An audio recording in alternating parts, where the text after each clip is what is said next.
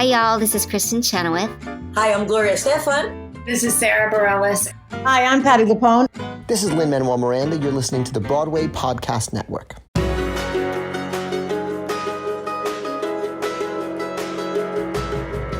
Hey everyone, welcome to the Theater Podcast. Intimate, personal conversations with the industry's biggest names. Today is no exception as we have guest Frankie Grande. And buckle in, listeners. This dude just does everything. This conversation ranges from producing to acting to singing to philanthropy to, this guy has just done everything and so amazing. We had such a great talk. I can totally relate to how his mind works. We seem to be cut from the same cloth in terms of just having to get our hands into all of the aspects of performing and theater and entertainment. And it's just incredible. He triple majored in college, and in a parallel universe, Frankie went to med school and became a doctor. So I'll just leave you with that. Before we get going, find me on Instagram, Twitter, TikTok, all the places. Drop me a note, leave me a DM, slip into my DMs. I don't know. Let me know what's going on. Let me know you're listening. I'd love to hear from you. And now, everybody, please enjoy this episode with Frankie Grande. Here you go. 1, 2, 3.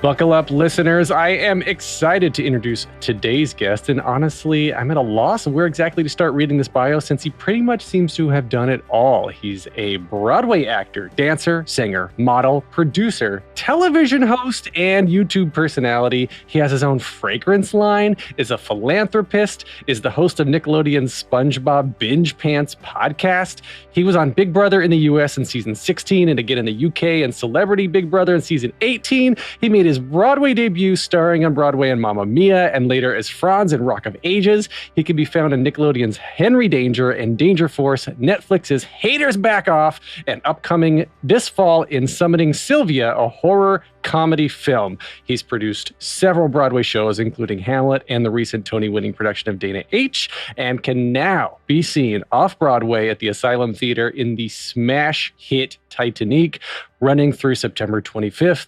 Frankie J. Grande, welcome to the Theater Podcast. I understand why I'm exhausted now. Like, I'm exhausted. Like, oh my God, are you exhausted just reading that? Like, I lived it. I'm exhausted. Wow. Well, I don't even, literally, my first note is icebreaker. Where do we start? Yeah. So Titanique, I think that's a great place to start because it's what you're doing right now. And so our Marla, who co-wrote the show, one of my oldest friends, I sent her a text message this morning and said, what should I ask Frankie about? And she goes, ask him why he's always late for rehearsals. That's perfect. That's a great place to start. I am a chronic 15-minute late person. Like, it's the way that I am. It doesn't matter what it is or where it is or how it is, but I will always be 15 minutes late. And that is just something that you must accept if you're going to be in my life. Period. End of story. It is just the way it is. Everyone knows now, which is great. I said it on the very first day of rehearsal.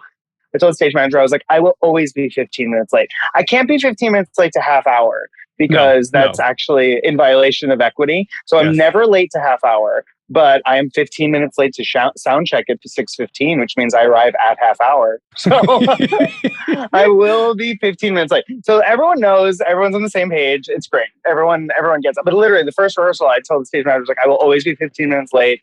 Thank you for understanding. Marla Mandela and Constantine Morales, who are Celine Dion and Jack, respectively, in the show, They co-wrote this masterpiece, which I remember when Marla was telling me about it years ago when she just started writing it, and now it's off Broadway, full Broadway money and producers and everything behind it, running in a real theater here in New York City.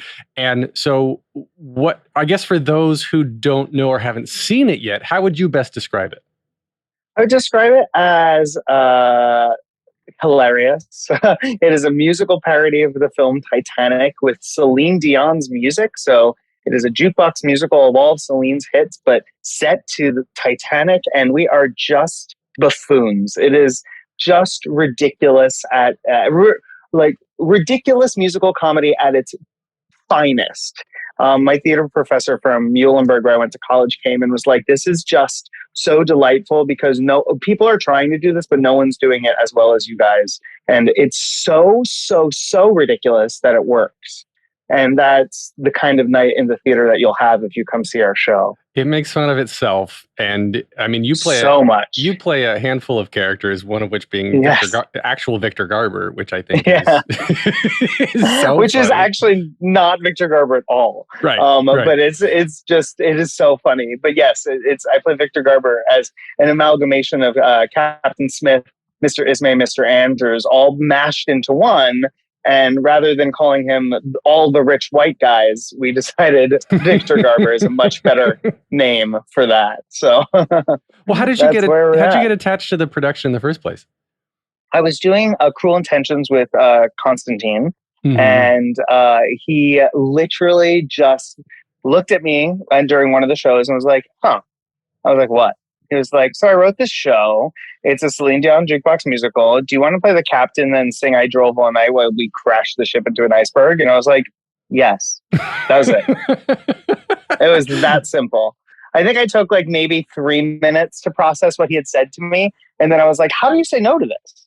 Like, you can't say no to this. And it's Celine Dion's music. I'm such a Celine Dion fan. I love the movie Titanic. And yes is the only answer to that question. One of the things I really love about it is that through all of this, it's making fun of Celine. It's making fun of Titanic. It's a parody. It's a spoof. It makes fun of itself. But Celine and her team, her legal team, very specifically, have okayed this entire production, which is incredible. Celine is okay with all of this, which is great. Did you meet her? Because you said, I know you're like her number one fan. Yes, I've met Celine twice, and both times were absolutely magical. She is an amazing creature, and I model my life after her like unabashed quirkiness and her like unapologetic love for herself and life. Like, she is a cuckoo, and it is so delightful to be in her presence. Like, she's not one of those superstars where you have to worry about what you say or what, is going to come out of your mouth. Like, everything is okay. And 95% probably doesn't even register to her because she's thinking about something else because she's off in her own little world. So she's a great person to interact with. I've had very pleasant interactions with her. Oh, that's so much fun. Well, then, okay, so let's back up then. So, young Frankie, you were, if I was reading this right, you were born in New York or New Jersey and then moved to Florida. What's the story with little Frankie? Born in New York, lived in Manhattan until I was 2, and then moved to Englewood, New Jersey when I was 2 till I was 10, and then lived there until I moved to Boca Raton, Florida when I was 10 years old. And then moved back to the upper, what is this called? The Northeast. That's what it's called. Not the Upper West. That's something else. To the Northeast. More generalized. Yes, exactly. I'm such a New Yorker. I speak in boroughs. So I basically moved back to the Northeast to go to college at Muhlenberg, and then moved from Muhlenberg back to Manhattan, where I have lived/maintained a residence ever since. So since 2005, I have been a New Yorker. And then obviously something brought you back to do musical theater and performing and whatnot. But like, at what age as a kid, or was it in Florida? Was it before Florida where you were like, you know what, I want to try this singing and dancing and performing stuff? Where did that all come in? Do you have a touchstone in your life where you're like, you saw something and you're like, that's it, that's my life? Well, it must have been Bette Midler, because my first audition that I auditioned for anything was 5th grade, and it was Conrad Birdie and Bye Bye Birdie. And I decided to sing Wind Beneath My Wings for this audition. And I was like, you are the wind beneath my wings. And the director was like, thank you so much. And I went, fly. And they were like, thank you so much. And I went, fly. And I just, did the rest of the song. And I got the role. And so that was it. I was addicted from that point forward. I mean, musical theater is an addiction. And I was absolutely in. I was in Conrad Birdie and Bye Bye Birdie. It's so funny. And I love Bette Midler, I guess, because I just do. How do you not? Yeah, well, Of course, once you get bitten by the bug, especially the Bête bug. The Bête bug. The Bête bug? The New York Bête bug? New York, yes, too many Bête bugs in New York. Midler bug. The She's Bette great. Midler bug. Yeah, you can't escape that. And then I guess so at fifth grade, I'm trying to think of what I was doing in fifth grade. I was trying to figure out how to kiss girls. Okay. And Same. and doing sports and doing chorus. And it was the pressure of actually in fifth grade where I was in Florida too. Actually, I was in Florida at that time. It was cool. Whereabouts? In Clearwater, Largo, Clearwater. Okay, cool. Yeah, that's close. So yeah, so it was cool at that point. Actually, well, not cool, but it was acceptable for a male to be in chorus and sing. So I liked it. It was encouraged. It was totally fine. And then later in seventh grade, when I moved to North Carolina, it was not so cool to be in performing, and I pulled back and went heavy into sports. So where you were in fifth grade, were you just like, screw it, I'm doing this for me. I'm doing it because I want to be Bette Midler or be with Bette Midler, or were you like, I guess, was the community aspect the attractive part, or was it the individual performing aspect? Like, I guess I'm always curious to know what attracts people to being on stage. So I'm an achievement-aholic, and I learned this about myself. So everything, anywhere where I could excel became the thing that I loved to do. So I was cast as the lead. Therefore, I loved it. I loved being the center of attention. Then I was in Dance Explosion, and I was the only boy. So every single piece and every single number was choreographed around me being the sole boy in the program. So there was just this adrenaline rush, this high of me getting to, be kind of the star when I was so young. And I did love the community aspect of it, absolutely. But I was more interested in the performance aspect of it. I was addicted to the stage. I was addicted to the lights and the clapping and the crowds and the instant gratification that comes along with being, the star of a show. And that kind of... when I was young, I was also I was top of my class. I was excelling in sciences. I ended up triple majoring in college in biology, theater, and dance. So I just loved academia. Wait, so triple major in theater, dance, and what? Biology. In biology. Yeah. Okay. I was ready to go to med school. I was going to med school if I didn't go to Broadway. Those are my two options. Those are my double trajectory. Yeah.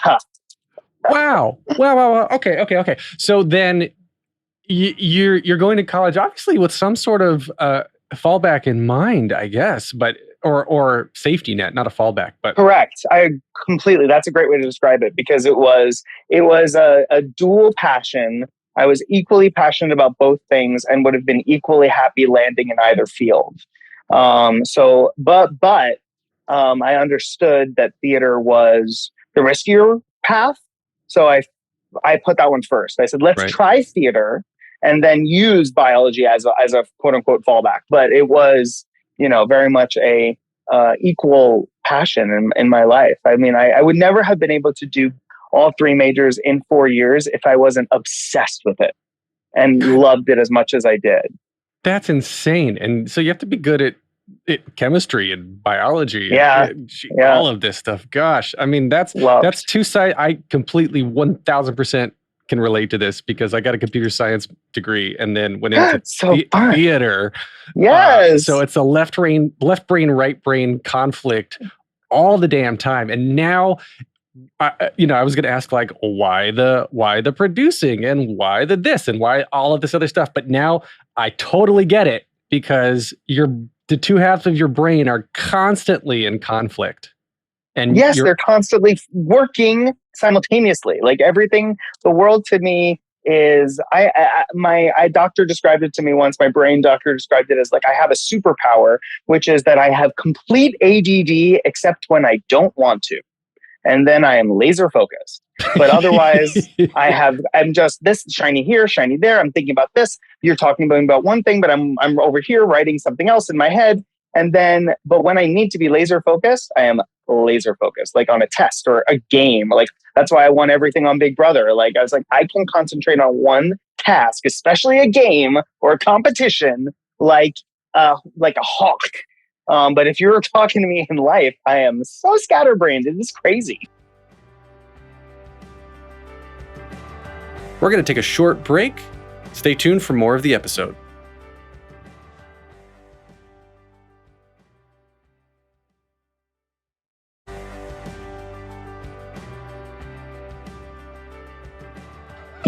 Okay. I was so excited. I'm so excited to talk about this with you because I want to go back to what you said your brain doctor was telling you about this because I'm fascinated about that. But I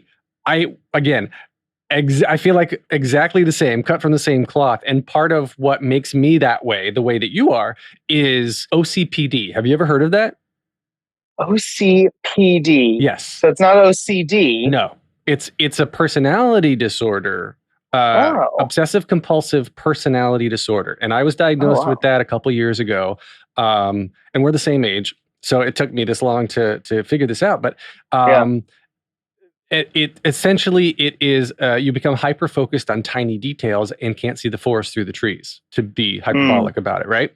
So I would sometimes get stress and anxiety because there'd be the little things that in all these plates spinning and all these things that you're thinking about that you want to do, that you have to do, and you can't let them go. And so you end up kind of doing half of them sort of halfway because there's not enough time in the day to do them all. But then once got the diagnosis, it immediately helped me focus and realize like, oh, this is what's going on. And this is why I feel this way. It helped me like classify and compartmentalize. Does that make sense? 1,000%. Diagnosis and the fact that you reached out for help and now that you actually have a diagnosis, is I think way over half the battle. Like for me, I'm an alcoholic, I'm an addict. So once I got that because I didn't understand what was happening in my life when I was drinking and using and couldn't get control of myself and didn't want to live anymore. I did not understand what the fuck was going on with me. It wasn't Frankie at all. And then once I finally understood, you're an alcoholic, I was like, oh, what? That makes so much sense. And this wave of relief washed over me because I had a diagnosis. And also what comes along with the diagnosis is a treatment plan. And then once I got my treatment plan, I have been sober for 5 years. I'm 5 years sober now because once I was given, that information, obviously my biology mind, my doctor mind was obsessed with it. I read everything about the science of the brain as it pertains to alcoholism and addiction, understood my disease inside out. And now I feel like I have so much more control over it. Wow. Well, I did not know that actually. When I was researching you for this episode, none of that came up. So thank you for sharing. I think that's really important. Oh yeah. I talk about it all the time. It is important to talk about. It's important to talk about. And that's why, again, I want to talk about the mental health behind all this. I love this because, when I'm pitching this podcast to people, sometimes I say, it's the discussions about maintaining success because it's not how you became successful. It's how you maintain the success. Because it's hard. It's freaking hard, right? You get to do 8 shows a week, full stop. That's hard enough. But then, okay, Frankie, you're adding on your TV appearances and your podcasting and your producing and the philanthropic work and the YouTube hosting, the filming, the writing. And being married. And being married. Congratulations. That's a recent thing this year. Yeah. Yes, 2 months anniversary was yesterday. Yeah, so congrats. It's 2 month anniversary was yesterday. 2 month anniversary. Yes, 2 month anniversary. Yeah, it is a lot, and it's nice to hear you say honestly because there are times when I do feel like I'm failing in one of those aspects in my life, and I do need to just take a breath and remember it's. For the past 2 days, I've been in a strange exhausted place. I feel great today, but the past 2 days, I'm like, what is wrong with me? And I'm like, whoa. Nothing is wrong with you. You have just opened a show, which you haven't done in years, by the way. 8 shows a week is no joke. And you are spinning all these other plates and doing press and trying to be a good husband and father to my puppy and, and a good family member and a good son and a brother. And there's all these things that are happening simultaneously. And you have to give yourself permission when you are as busy as I am to be exhausted, to potentially fail in certain areas, of your life, when there's so many that you're succeeding in. It's okay if every once in a while one of them doesn't get the attention it deserves, and you have to be okay with that. 1,000%. I'm one of the hardest things as a type A person who likes to control and who likes to not feel like a failure, because again, when you said that, I was like, ding, ding, that is it. That's why I can't stop. And because is realizing, and part of all of this through therapy, that it's not failing to give up some responsibility. And that was 100%. Some of the hardest thing for me to let go of, was for me to be like, you know what, I need help, or it's not, I can offload this over here and build this team. And then wait a second, if they're working autonomously, then I can go do more. You know? And now that I've listened, now that we've had this entire conversation, you can tell Marla Mindell that this is why I'm 15 minutes late every day. Because I have given myself permission to be 15 minutes late every day, because I've got a lot of shit going on.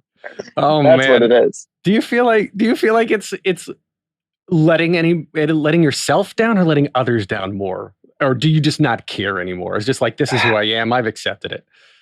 I think it is, I have given myself permission to look at my day on the day. Like, as an alcoholic, we have to do one day at a time. So I no longer stress about tomorrow. So I wake up in the morning at a predetermined time that I set the night before. So if there is an emergency or something that you needed me to get up for earlier, I'm sorry, you were dead out of luck, because I will not wake up for anyone.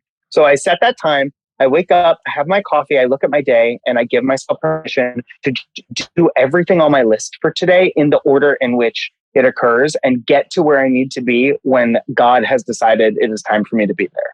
Like, it is very Gandalf, it is very Lord of the Rings, it is very a wizard is never late, Mr. Baggins. He shows up precisely when he means to.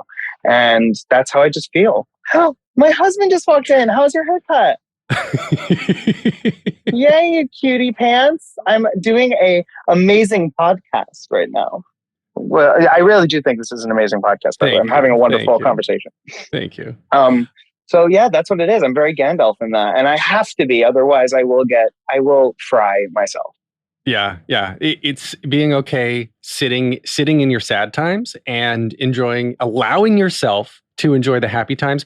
And I quote Andre DeShields all the time on this podcast. His speech that he gave when he won his Tony was, the top of one mountain is the bottom of the next.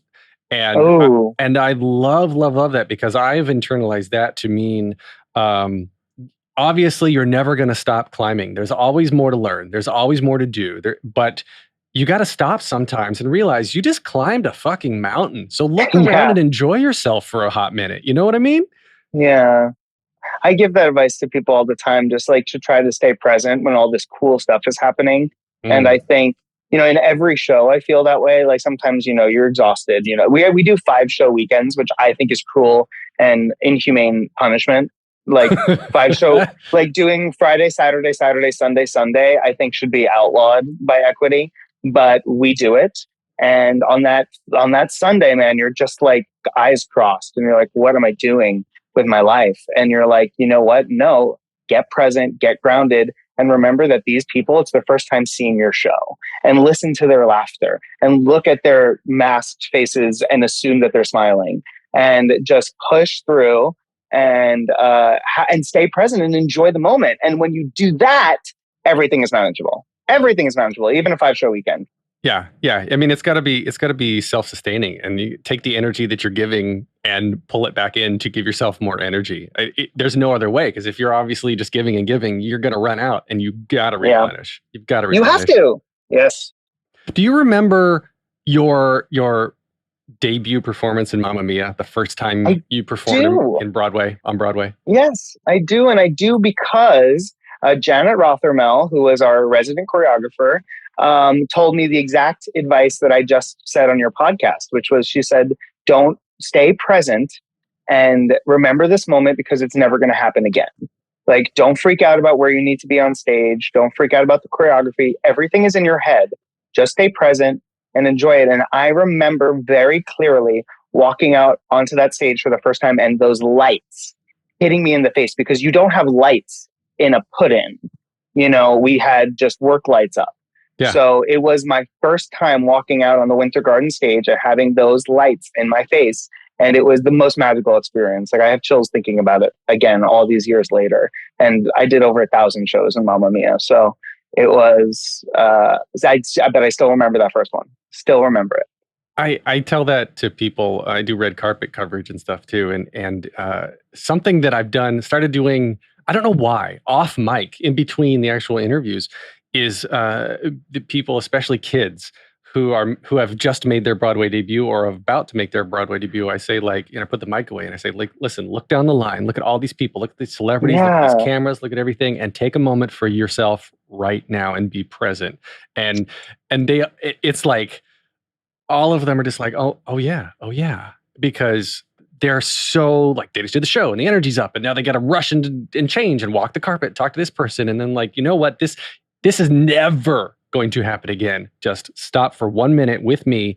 Do not talk and look down the line and enjoy yourself. And I think it means so much. It means so much to them, and it means so much for them to hear that coming from you, because, I've worked both sides of the carpet, and I'm very much similar to you, where I give everyone their individual attention, but I've definitely been interviewed by people where you are just a face and a name on a card, and, they're like, hurry up because, Patti LuPone's about to walk and you need to get this kid off the stand.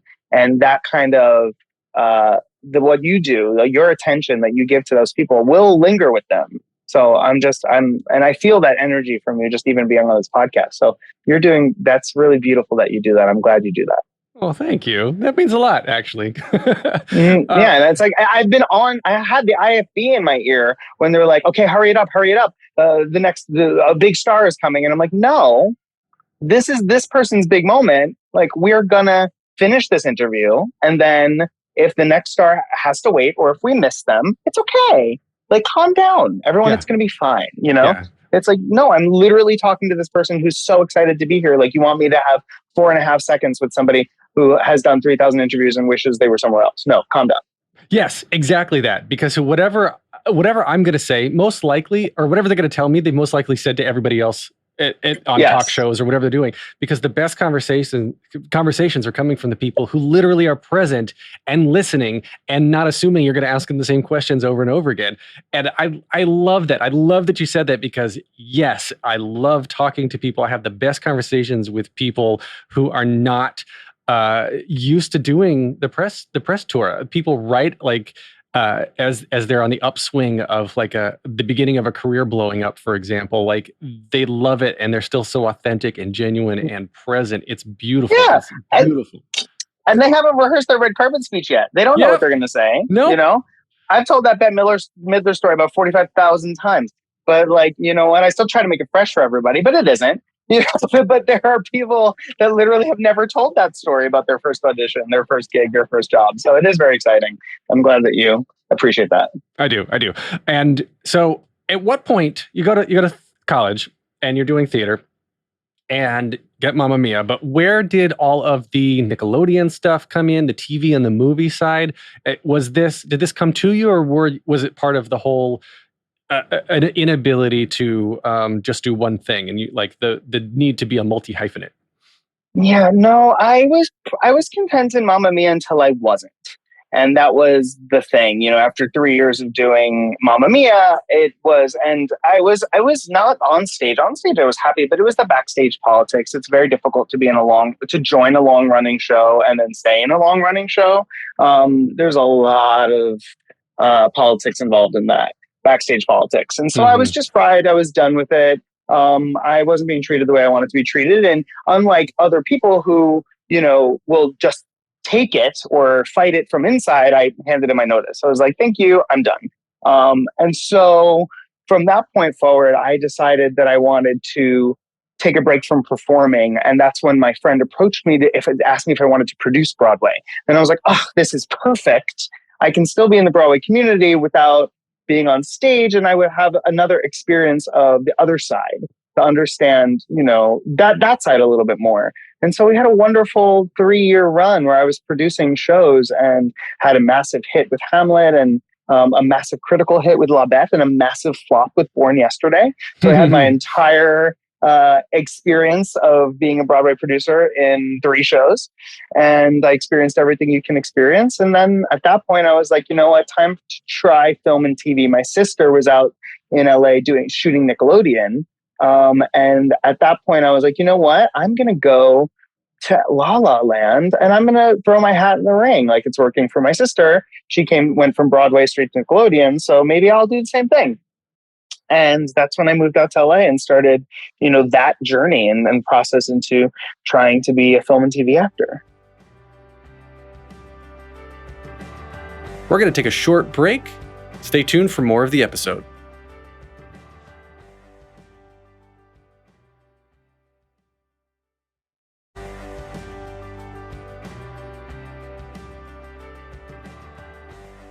So that's incredible. And I guess I was going to touch on the family aspect because your sister being Ariana Grande.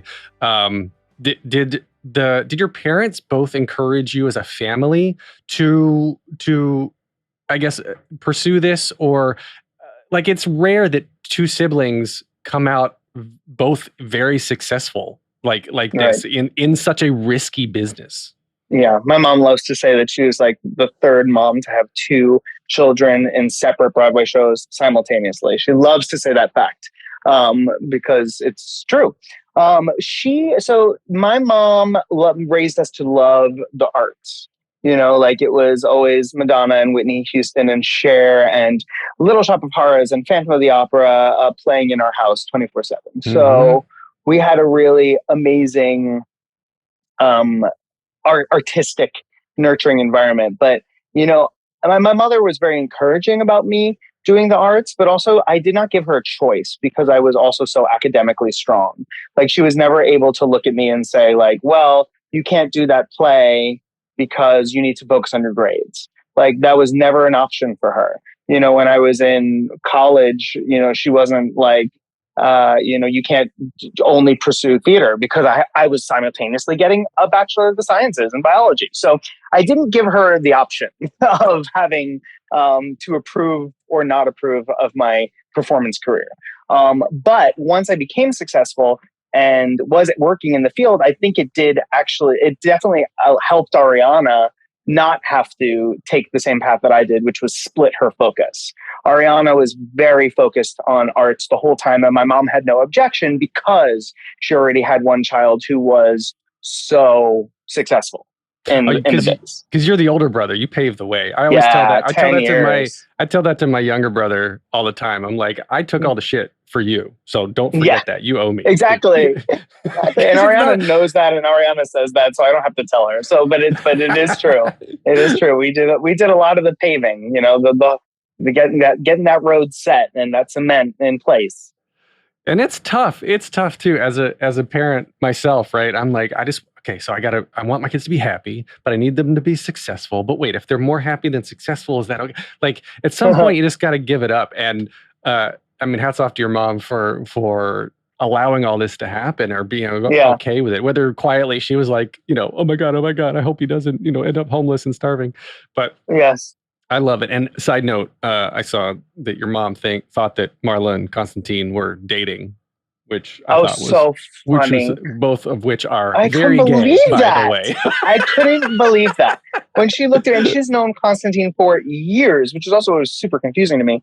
I was like, but she was like, Connie does an amazing job of playing straight on stage. Yeah. He plays every role that he's ever been. I think he's been straight that I can think of off the top of my head. So he's really good at it. Handsome dude. He's handsome, gorgeous. muscular. Yeah, he's perfect. So it was very funny when she asked me that question. But I was like, well, he's good at his job, and I guess so is Marla. They're both really good at playing straight people on stage. So good job for them. Yeah, two of the queerest people that I know asked if they're dating in a relationship. I think it's just funny. Joan, you are funny and incredible. The YouTube parodies that you do as well, I think, are so funny. I was watching something this morning about a Tiger King musical parody. Oh my God, yeah, that was fun. Does that fill the boredom? Is that another creative necessity for you? Like, why have something else to take up your time? Okay, well, that was during COVID, and I was bored out of my mind. So yes, that is something that is completely COVID. Like in terms of me creating individual YouTube and social media content these days, while I'm this busy, it's more out of necessity. It's more like, this is part of my gig. This is part of my job. So you need to go make that TikTok dance and post it, even though you're exhausted. Like, just do it. So it does feel like a job, social media, to me at this point in my life. But during COVID, it was such a wonderful outlet, because there was nothing to do. There were no shows. There were no TVs. And again, like, I won't always be this busy. That's the thing about, being an actor, is like, so you'll have downtime. And so when that downtime comes up, then yes, I have all these unbelievable creative outlets that I am allowed to just dive into, because they just are waiting for me to return, which is great. That is the best part about social media, is that, I've amassed this wonderful audience, so that if I am ever bored, I can always occupy myself. There is no reason to be bored in my life. Did you write the song yourself? Because I was going to say that, like, everything you've written for YouTube or everything that's out there on your YouTube channel could just be like its own little it's EP of like Frankie COVID times. No, Andrew Lippo wrote the Tiger King parody, which I was a part of, but I have written creatively a bunch of different stuff on my YouTube channel. And then during my social media time of COVID, I definitely wrote the bathroom talent show, like skit, like basically to entertain myself and entertain the world. And I would just do old talent show things that I had done throughout my life in my bathroom, because it had the best lighting in my house. And so it became a TV series on my YouTube channel and on my social media channels. And I would just write random things and just do random things. But yes, that's a full-time job, I think. So It only happens when I'm unemployed, or rather when I say fun employed. When I'm fun employed, I can go back to that. I'm so impressed with the people who literally, like, sometimes teenagers now these days, who are literally making millions of dollars off of YouTube. And I mean, the companies, Google pays these creators again to reinvest in them to then make more videos. And it's insane. It's insane the amount of ecosystem that exists behind the facade of, like, I'm just going to throw up a camera and talk funny for a few minutes, right? Like, there's a lot that goes on, and I'm impressed. I can't do it. And that's why it's again, so impressive for anybody who can. So props to you for being able to do all of this at the same time, including my final topic. What I want to ask about is the philanthropic work, because you've co-founded nonprofits arts organization Broadway in South Africa, and you work on Build On. So tell us about both of those. Yes, so I started Broadway in South Africa in 2009 maybe. And I just got together with some of my best friends on Broadway, and we organized a performing arts troupe that would go into the townships of South Africa and do an arts education empowerment curriculum that we created, and kind of give people tools in order to handle the stressors of their daily life through art. And it was just an unbelievable chapter in my life. It was 6 years. I went to South Africa 2 times a year, and I saw so much of the world. I learned so much, and I gave so much, and I became, obsessed with that feeling. Like, you can't keep it unless you give it away. That's something that I've learned. So in order for you, to keep, you have to give it away. So I ever since that time in South Africa, I've always been involved in some sort of charity. So started with that, and then I moved to Build On and built schools in Senegal and Malawi. And then from then I moved on to, the various LGBTQ charities that I have become associated with, most recently with the LA LGBT Center, which I love so much. They do such incredible work, and GLAD. I've been working with them a lot since I've been back in the city, and I need to constantly give back, because if I'm not doing that, then I feel incomplete. Like, it's part of who I am that I must give back. Otherwise I start to go crazy. And then I ask myself, like, what am I not doing? Like, what part of my life is different? And then I'm like, oh, charity. Like I need to go like work with some kids and give away all of this knowledge, or do a speech or do a talk or whatever it is. I just need to always be giving back. Otherwise the scales get tipped in the wrong direction and I can't find peace. That almost seems like it's at direct odds with the need to be on stage and get that attention, right? But then the more that I was thinking about it in this moment as you were talking, it seems like they're actually kind of the same thing, because part of what a lot of people are attracted to about being on stage and being on Broadway, the biggest ecosystem of theater you can find, is that not personally you're getting applause, you the lights are on you, you're getting the attention, but you're giving these people a gift. Yes, you are.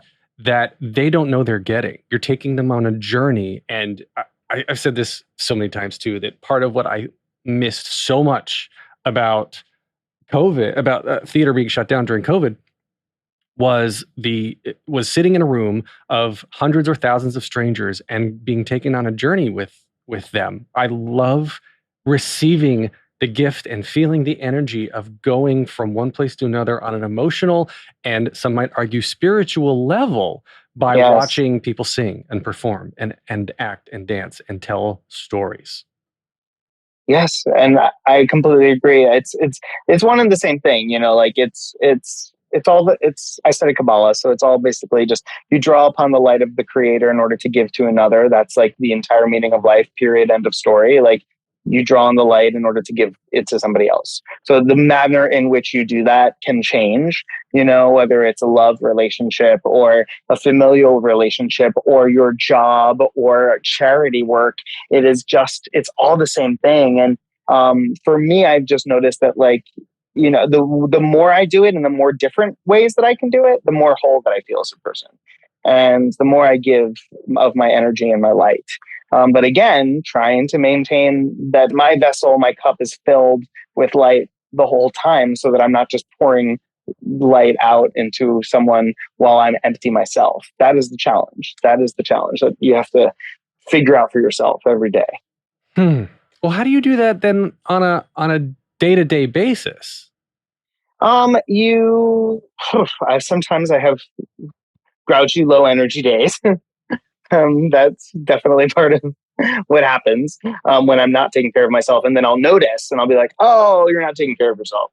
And then there'll be a bath or there'll be a meditation session or there'll be a meeting that I go to or a phone call that I make that allows me to reconnect with my higher power and then go on with my day and my life and my week.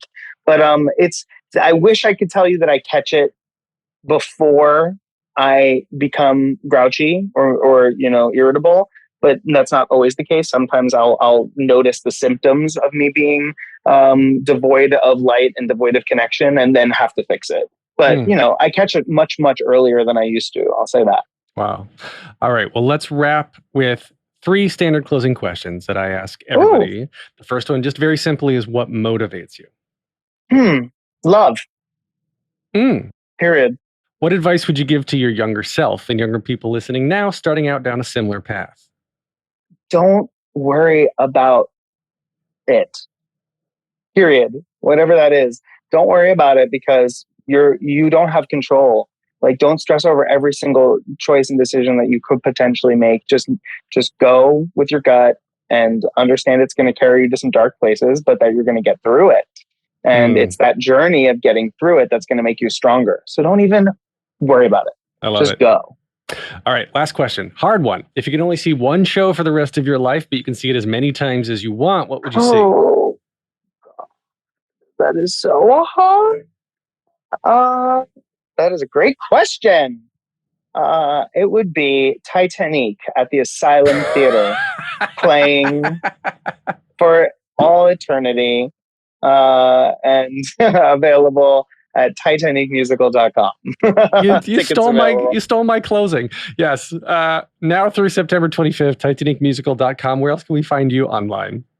At Frankie J. Grande on all social platforms. Amazing. Frankie, thank you so much. I really enjoyed this conversation. And Yeah, you're awesome. Next time I come see the show, I'm definitely going to come give you a big hug.